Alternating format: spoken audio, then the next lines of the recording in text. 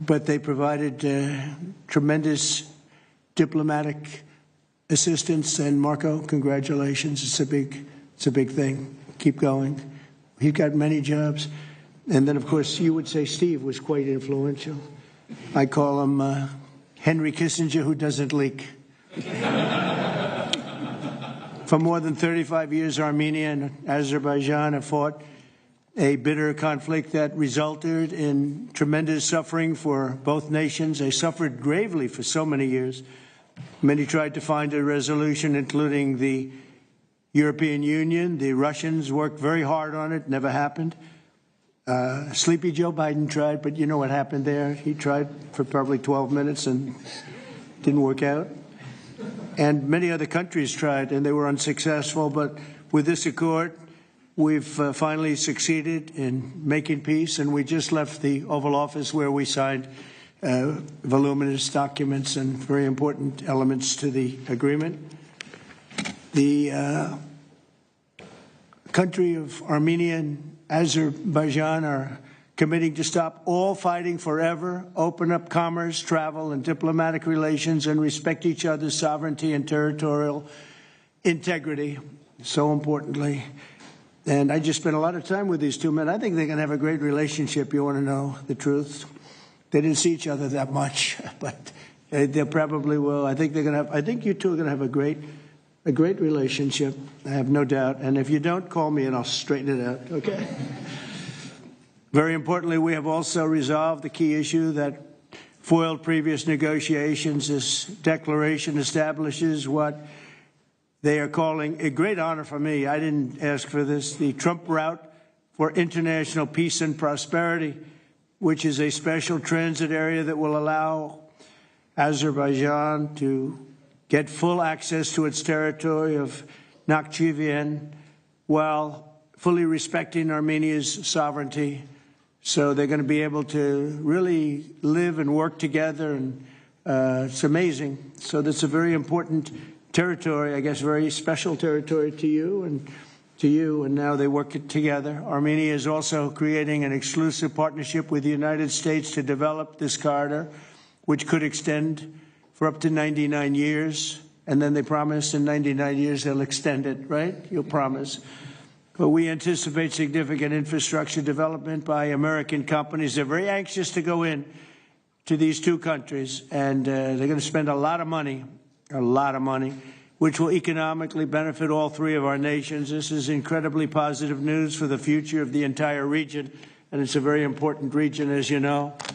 Additionally, the U.S. is signing a bilateral agreement with both countries to expand cooperation in energy, trade, and technology, including AI. And in terms of energy, Chris is here representing our country, and there's nobody better than Chris Wright.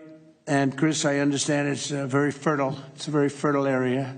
So I appreciate everything you've done. You've done amazingly well. We've got the gasoline prices coming way down from where they were, and it's really been something to watch. We are drilling like we haven't drilled in many years. I guess I could say ever before, and we just started. We're also lifting restrictions on defense cooperation between Azerbaijan and the United States of America. The president, that's a big deal. Is that important to you? I think so. That was pretty good. They're very happy about that. So am I. As president, my highest aspiration is to bring peace and stability to the world. Today's signing follows our success with India and Pakistan. They were going at it. They were going at it big, and they were great, two great leaders that came together just prior to what would have been a tremendous conflict, as you know, a nuclear conflict probably. Also the Congo and Rwanda. Now, that was one which was going on for 31 years. You have them beat. 35 years you had them beat. But that was going on for 31 years, and we have it all done, and people are very happy. That was a rough one. That was nasty. 7 million people that they know of died. Also, just recently, Thailand and Cambodia, that was one that was just starting. That 2,000 people were dead on the border, but it was just starting. And I was talking to one of the two nations on trade, and I said, I'm not going to sign a trade deal if you guys are going to fight. And I got the other one. And again, great leadership, Thailand and Cambodia. And before it got started, beyond that first couple of days, we stopped the war. And they've had wars periodically, for as much as you two have had long-term wars. And we got it stopped. And the two, again, I find in all cases, they're great leaders. If they didn't agree, I would say they're lousy leaders, to be honest with you, but they did agree. And so Thailand and Cambodia, Serbia and Kosovo, we got something stopped that was ready to start. We didn't like that one. We didn't like it at all, and we saved a lot of lives. And numerous others. In addition, as you know, we took out the nuclear capability of Iran. And to use a term that people tried to dispute without any knowledge, it was obliterated. That's been confirmed by the Atomic Energy Commissions, everybody, that's totally obliterated. They might try again, but they're going to have to try a new site because they are, and I want to just say our military, we have the greatest military in the world. We have the greatest equipment and military manufacturing anywhere in the world, nobody even close. And that sort of proved it. So getting rid of that threat from the Middle East was very big. And I think a lot of people are going to be joining right now the Abraham Accords. It's going to be very important. So hopefully we're going to have many more successes. I hope we're not going to have too many more in this field, because hopefully we're not going to be seeing too many more wars. But I came in and this whole world was on fire. All these things were sort of happening. We've only been here for 6 months. The world was on fire. We took care of just about every fire, and we're working on another one that you're reporting on very strongly with Russia, Ukraine.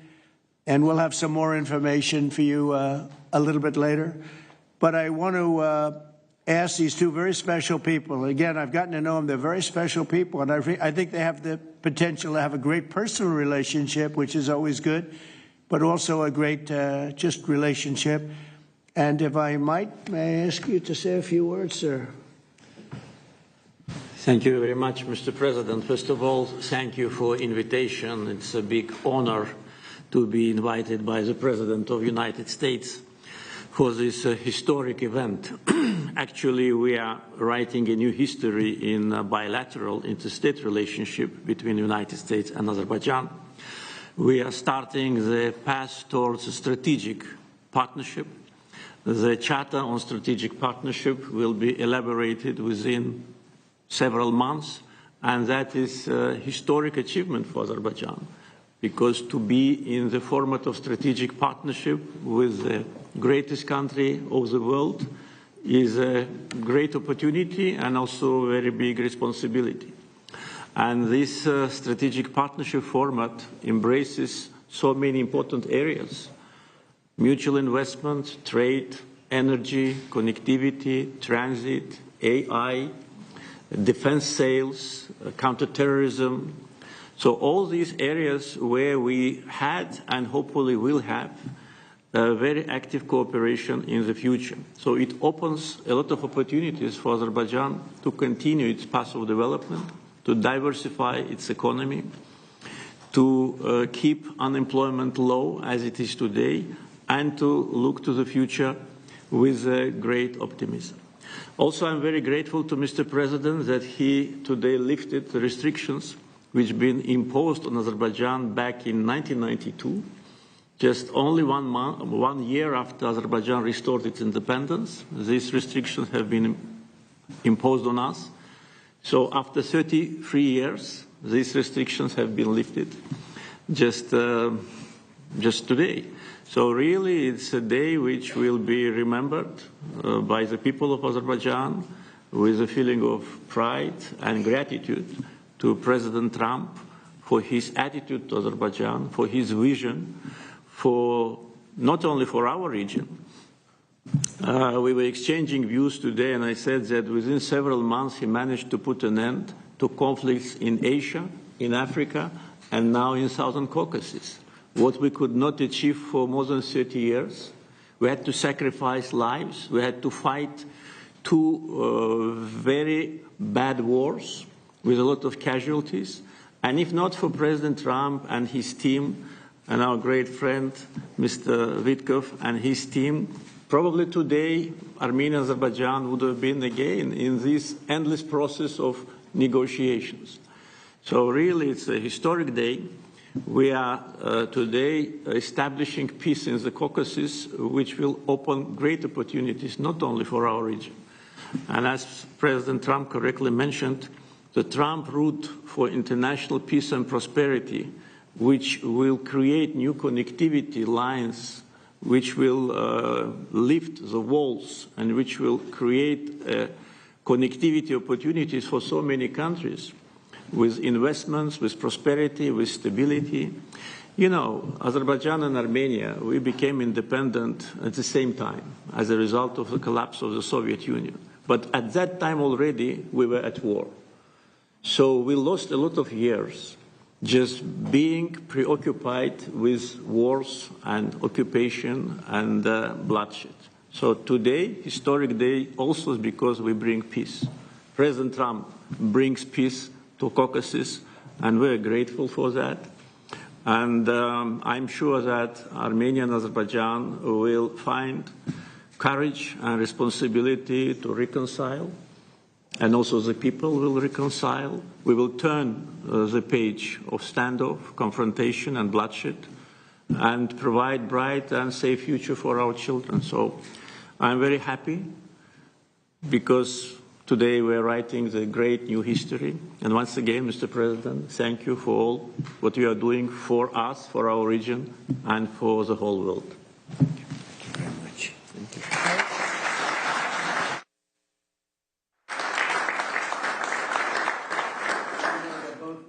Great leaders. How long have you been in the leadership position?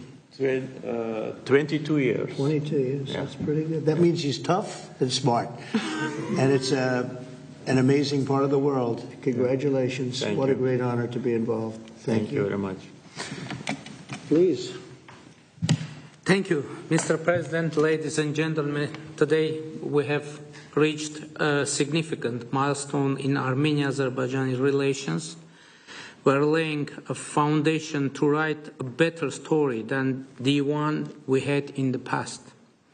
This breakthrough would be simply not have been possible without President Trump's personal engagement and his resolute commitment to peace in our region. The initiating of peace agreement will pave the way to end the decades of conflict between our countries and open a new era based on the full respect for the sovereignty and territorial integrity of each other. Today's declarations, which President Trump personally will sign as well as witness, gives confidence and assurance that we are opening a chapter of peace, prosperity, security, and economic cooperation in the South Caucasus. In this context, allow me to highlight the agreement on opening transport communications in the region based on the principles of sovereignty, territorial integrity, and jurisdiction. I'm particularly thrilled that together with the US, Armenia will work to bring to life the TRIP, Trump Road for Peace and Prosperity, a connectivity project that will unlock the entire region. TRIP will unlock strategic economic opportunities that will create long-term benefits.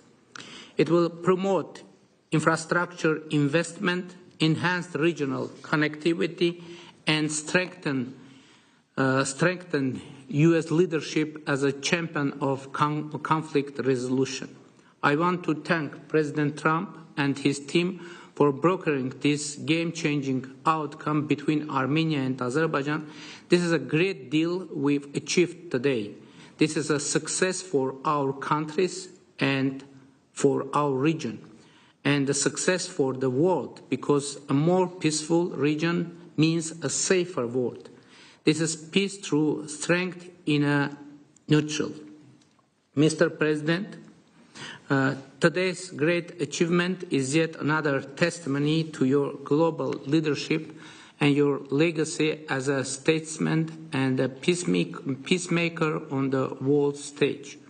Bringing peace required vision, political courage, and determination.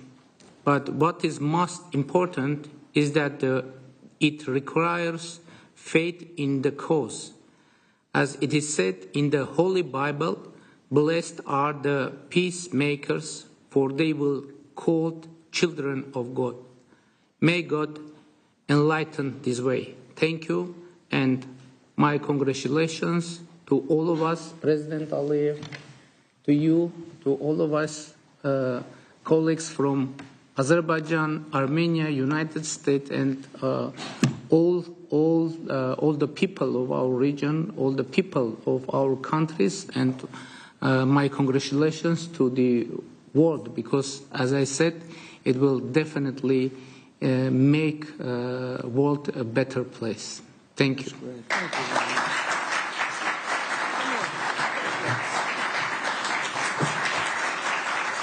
President of the United States, the President of the Republic of Azerbaijan, and the Prime Minister of the Republic of Armenia will now sign the joint declaration on the outcomes of the Trump Route for International Peace and Prosperity Summit. That's really They will beautiful. sign 3 copies in English. The President of the United States signs as a witness to the President of the Republic of Azerbaijan and the Prime Minister of the Republic of Armenia, affirming their path to peace, stability, and prosperity.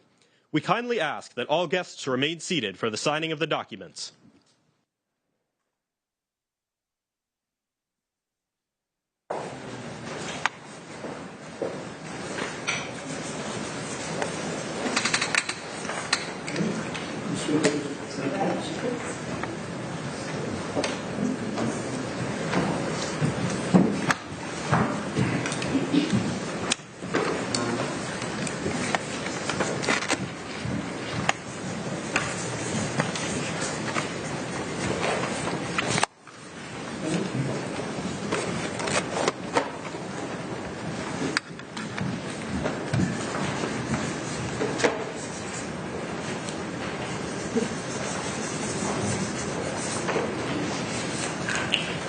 That is so great, and we'll hold up. How about holding up that document? All right.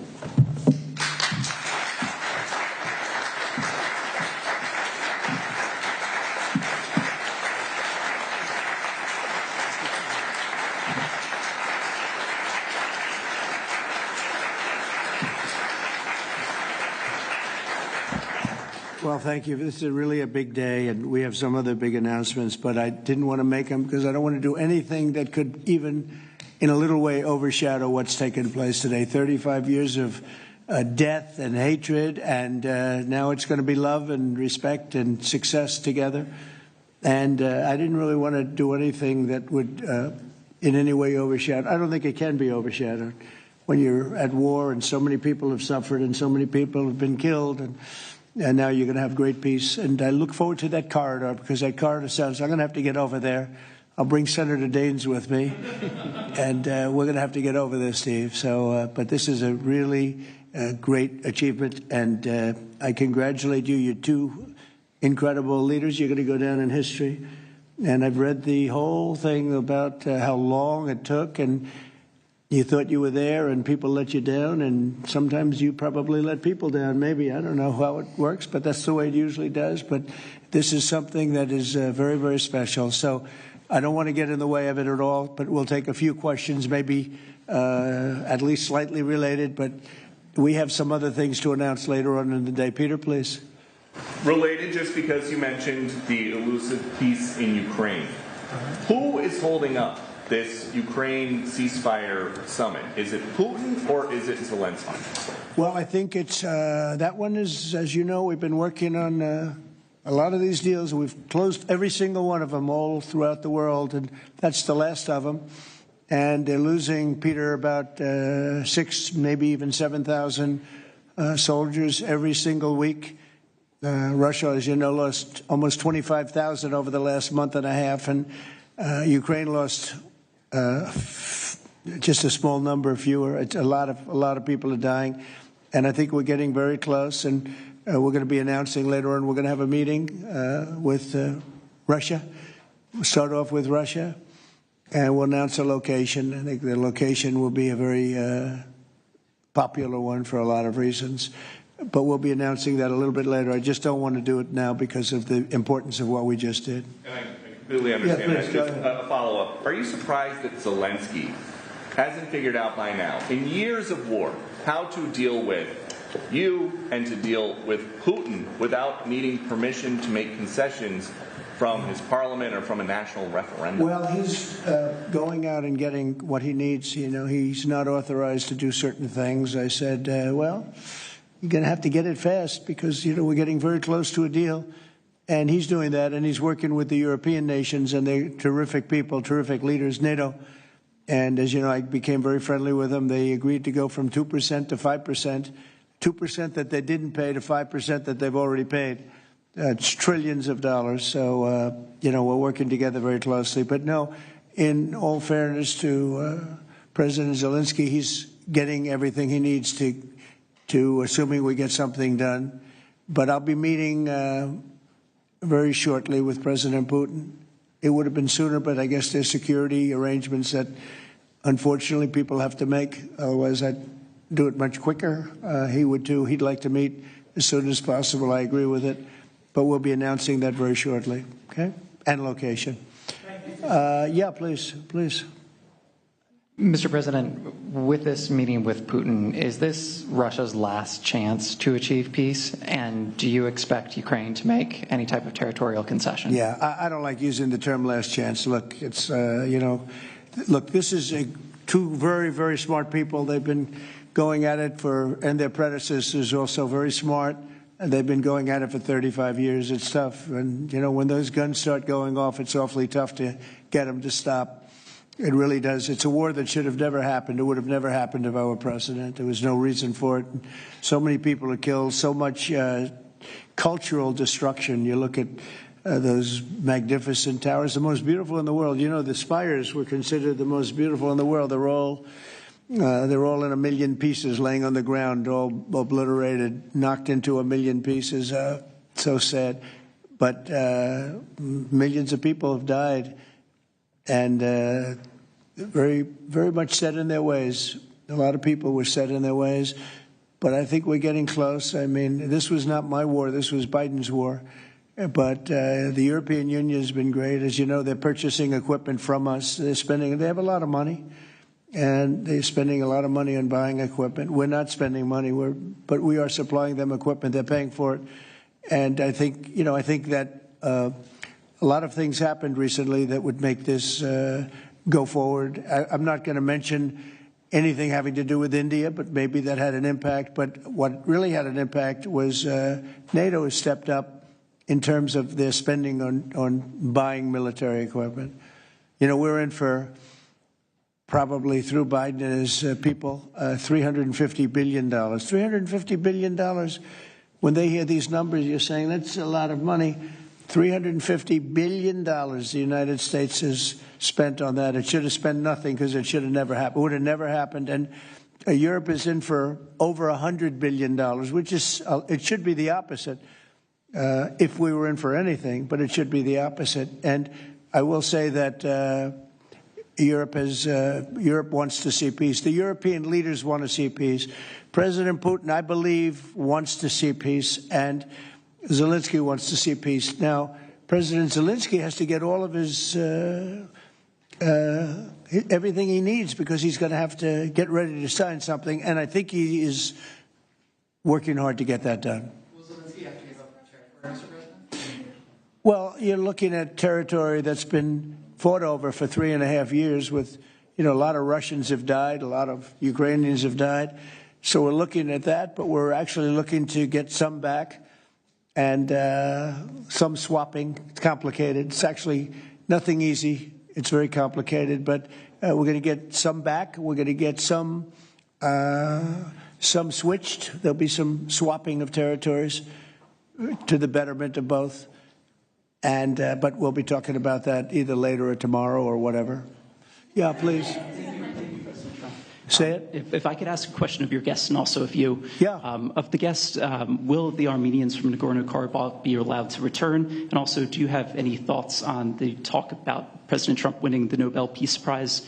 And for President Trump, you're working on resolving 2 other major conflicts. In Gaza, you've spoke of resettling the Gazans.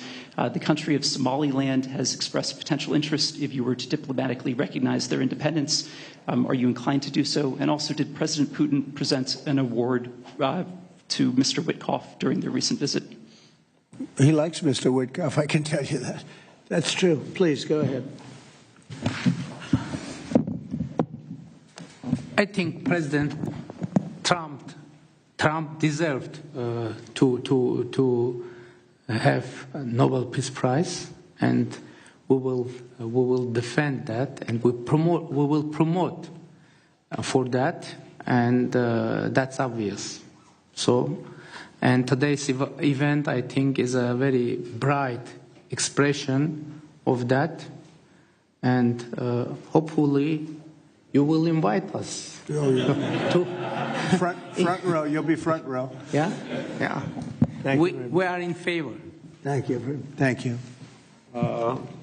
Can I have a suggestion? Yes. So maybe we agree with Prime Minister Pashinyan to send a joint appeal to Nobel Committee to award President Trump with the Nobel Peace Prize, because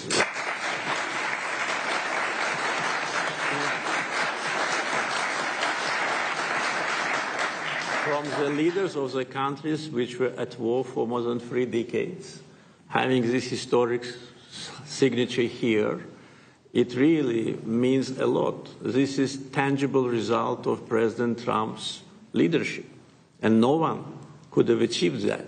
There have been many presidents here since beginning of 90s, and the so-called Minsk process, which, by the way, today we put an end to with my Armenian colleague, started in 1992. So negotiation under the auspices of OSCE continued for more than 3 decades without any result. So who, if not President Trump, deserves the Nobel Peace Prize? I don't want to go into the history of some very strange decisions of the Nobel Peace Committee to award the prize for someone who didn't do anything at all. But President Trump, in 6 months, did miracle. So I think that my Armenian colleague will support it, and judging by the reaction of the audience, I think as soon as we come back, we will agree to issue a joint letter, and hopefully, and I also join when President is awarded, we hope that he will invite us to the ceremony. You certainly will be. Thank you very much. Do we have draft to sign now?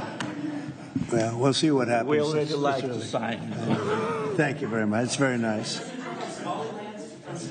We're looking into that right now. Good question, actually, and another complex one, as you know, but we're working on that right now.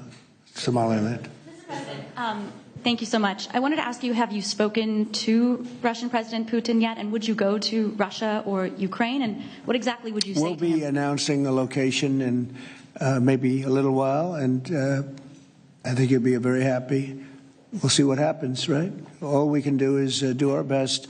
We've been working on this one for a long time. This is a very complicated one also. This was extremely complicated, but we made it less complicated, and we had 2 very brilliant people on my right and my left. They understood what was at stake. I think if it didn't get done now, it might have never gotten done.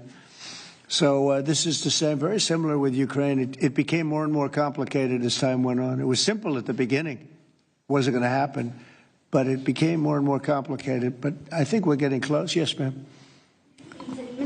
Yes, go ahead, please. Could the location for the summit be Italy? Location, Italy. I will give it to you very soon. Honestly, I don't want to do anything. These guys, I don't want to do anything where that's like, because this is a bigger story than a location. A location's good. I'm a real estate person. I know about a location.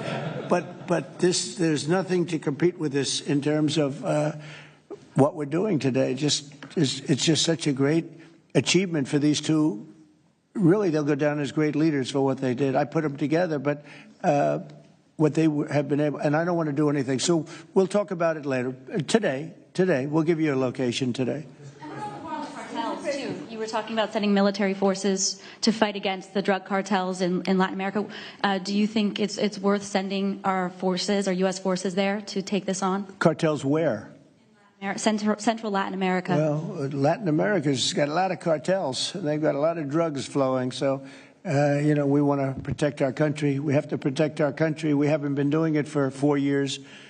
And we love this country like they love their countries. We have to protect our country.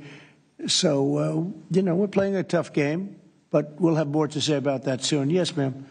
Mr. President, I'm Musala from Azerbaijan News Agency Report. So we are grateful to be here. Today you host a truly historic meeting. As a person who values diplomacy and global interaction, do you consider the possibility to visiting Azerbaijan? Actually, you mentioned Azerbaijan and Armenia after this meeting. Well, to visit our countries, do you consider? To visit? Wow. Which one do I consider better? Yes. Oh, I think if I ever said that you would say, this guy couldn't have solved the problem. You know what? I consider them both great, okay? And you know what? They're going to be even greater. But and they're very different in many ways, but they have a lot in common. But they're both great as far as I'm concerned. Yeah, please. It's an interesting question, right? That would have been a hell of an answer if I said, well, I think I like this one or that one. No, we don't do that. Go ahead, please. Mr. President, first of all, thank you for bringing peace to South Caucasus, something that no one has been able to achieve in 35 years. Thank you. That's number one. We also noticed that you think highly of the commitments that the sides have taken on and assumed. However, considering the long history of conflict and the fact that this is not a legally binding document, will there be consequences if at some point one of the sides takes a step back? I don't think it's going to happen. I think it's going to be very good. And I told them, I gave them a personal commitment. If there's, there's always little problems here and there, right? The big ones have been solved. These are the giant ones have been solved. But if there's conflict, they both know they're going to call me and we're going to get it straightened out. They're not going to have a problem. Where are you from? Armenia. Okay, good. Very good. I was wondering. It was a very unusual question. But it's not unusual considering you're from Armenia. If there's a problem, we will get it worked out. I told them both, don't let the problem last. We get it early, and we'll get it solved. Good reporter you have over there.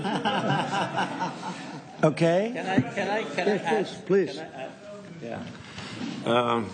First of all, I'd like to say that today we initialed the peace deal, which was in the process of negotiations for quite a while. The fact that it is initialed here, in the capital #1 of the world, in the office #1 of the world, and in front of the great President of the United States, means that there should be no doubts and no suspicions that any of the sides would step back. If any of us, Prime Minister Pashinyan or myself, had in mind to step back, we wouldn't have come here. So you can be absolutely sure, as well as Azerbaijani community, that what has happened today will result in peace, long-lasting peace, eternal peace in the Caucasus. That's a very nice... I'm sorry. Fully agree and nothing to add.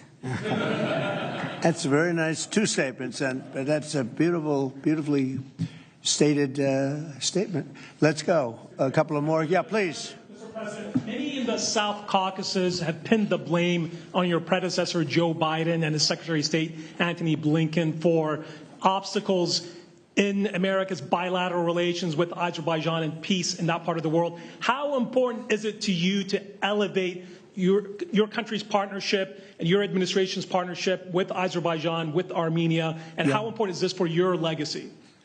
Well, to me, it's very important, but it's, I know the history of what was going on because I do a lot of reading, and they've been at a vicious, they've had a very contentious relationship for a long time. It's war. Most of the time was war. And so to get it done, they're great people. I know a lot of people from Armenia. I know a lot of people from both countries. And they're incredible people, and it shouldn't happen what has happened. I wish we could have been here sooner, you know, if the election were different. I'm going to be nice today. I'm not going to be controversial and say the election was rigged. I would have had this thing solved 4 years sooner. But the truth is that's right. If the election weren't rigged, I would have been here 4 years sooner. We would have signed the same agreement 4 years sooner. But it didn't happen, and the Biden administration did really very little, actually nothing, to get it done.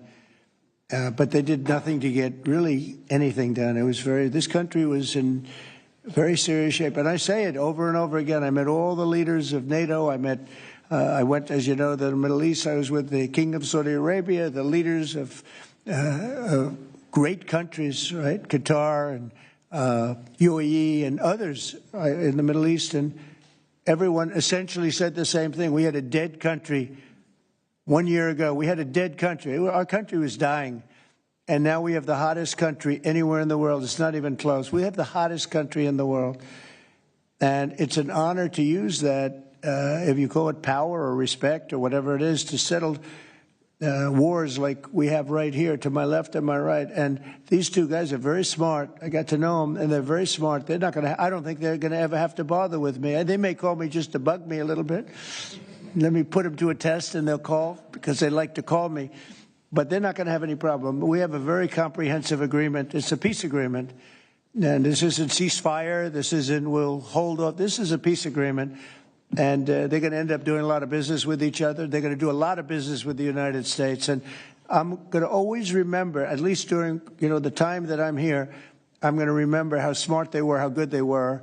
And when it comes to trade and other things, we're going to always go 100% out. We'll go out of our way to make sure it comes out good for them. They did an amazingly good thing and a very brave thing. It's a very complicated part of the world they come from, very tough part of the world. It's a tough, but smart part of the world. Smart, tough people, and great wealth, great energy wealth. I was talking to Chris, and you were saying in terms of wealth, it's enormous wealth. But wealth doesn't often solve problems. It takes other things. But they're amazing, two amazing leaders, and it's an honor to be associated with them. How about we'll do one more, please? Thank you, Mr. President. Your gut instincts have always done well in terms of business and in terms of politics. What does your gut tell you as it relates to the possibility of an event like this in the next few weeks, the next few months, in which you have President Putin on one side and President Zelensky on your other side?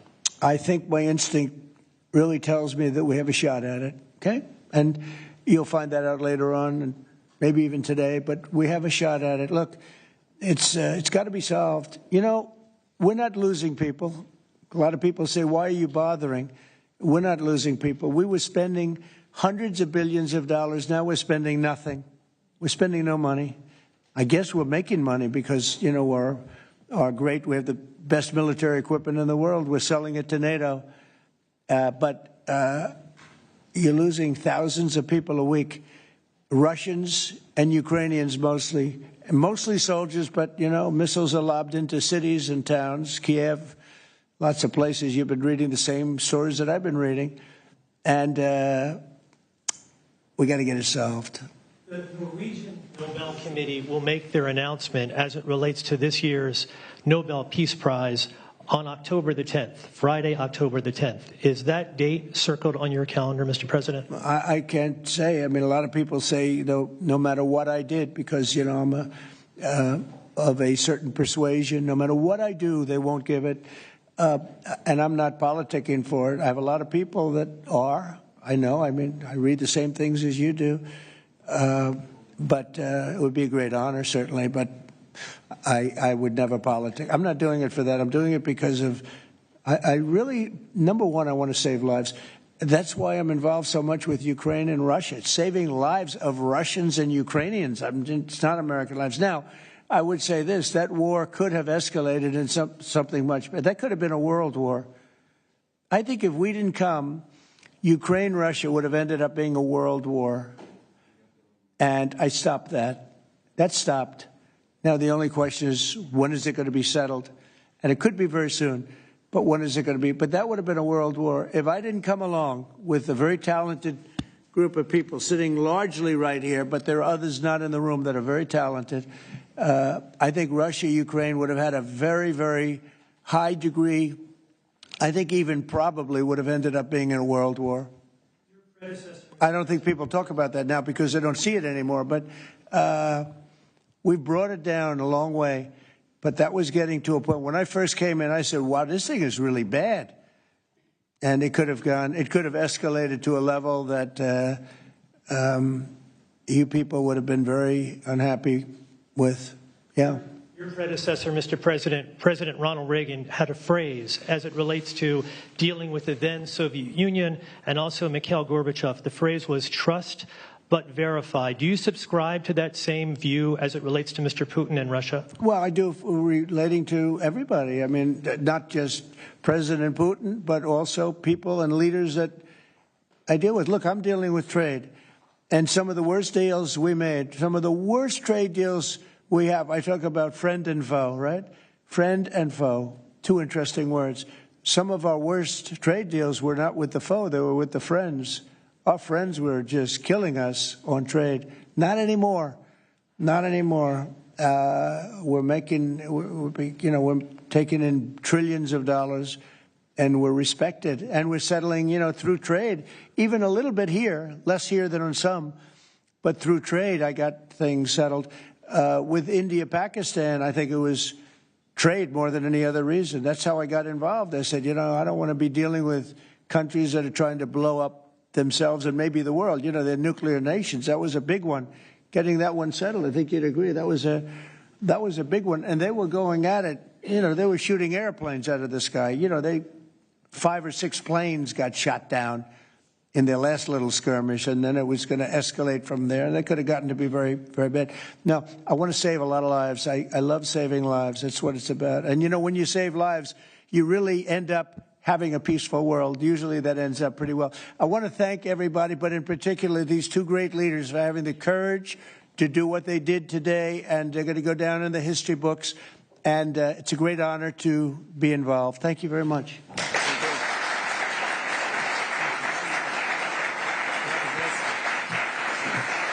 Thank you.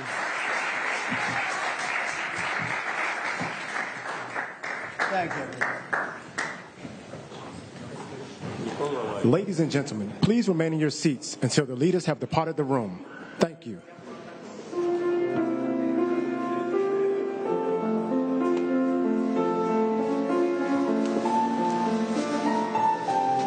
Well, you just heard from President Trump hosting the leaders of Armenia, Azerbaijan. For 35 years, the two nations have been in conflict. The peace agreement that was signed today will stop the fighting, bring commerce, travel between the two countries, and increase economic opportunities. In the Trump route for international peace and prosperity, both Armenia and Azerbaijan will respect each other's sovereignty. The corridor through Armenia links Azerbaijan to a region called Nakhchivan with exclusive U.S. development rights. This cuts Russia and Iran out of the key trade route.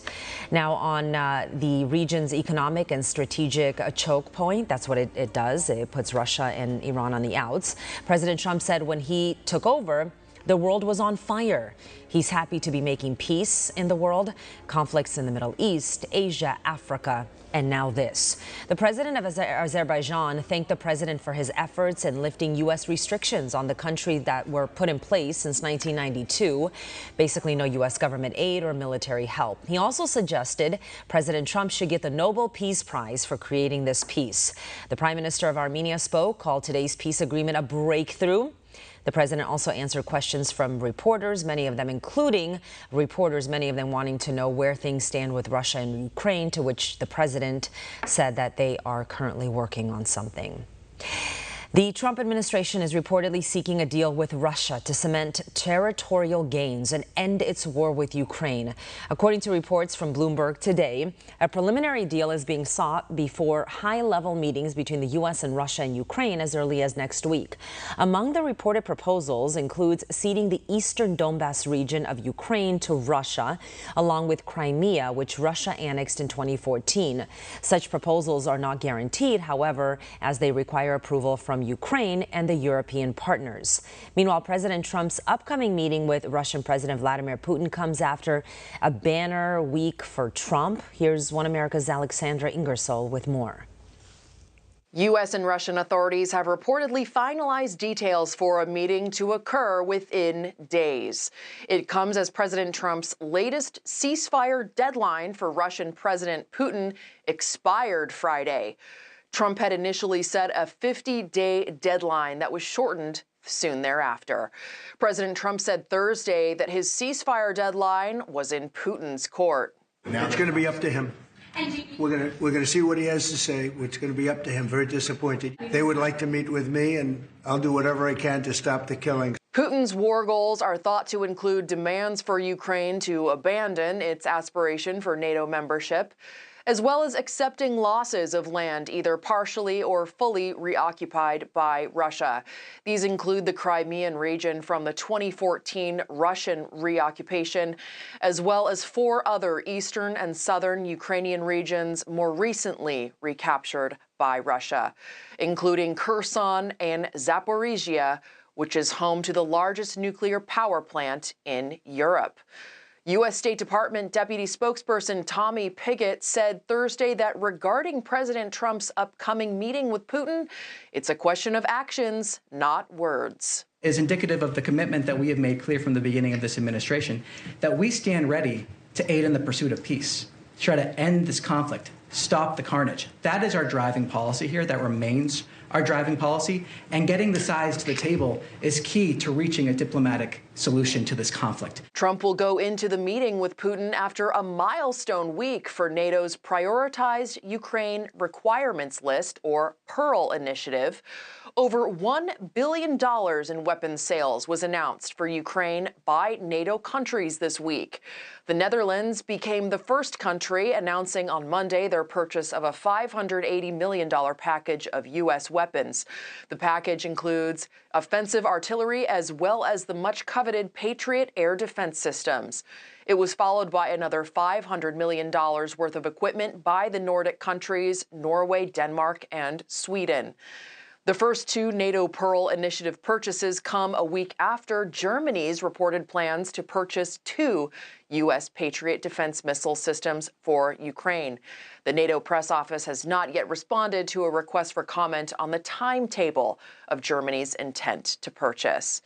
U.S. State Department spokesperson Tammy Bruce said in a briefing this week that these purchases were critical to the recalibration of transatlantic partnerships being beneficial to the United States.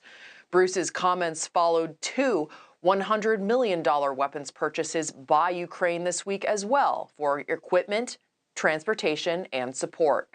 The purchases are primarily for the ground combat artillery M777 howitzers. Questions remain unanswered by the Defense Security Cooperation Agency, which handles arms sales and transfers, on whether the purchases by Ukraine include Patriot defense missile systems. Reporting from the Pentagon, Alexandra Ingersoll, One America News. Well, Attorney General Pam Bondi appoints attorney Ed Martin to be a special prosecutor. Today, it was announced that Martin would be tasked with investigating Democrat California Senator Adam Schiff and New York Attorney General Letitia James for alleged mortgage fraud.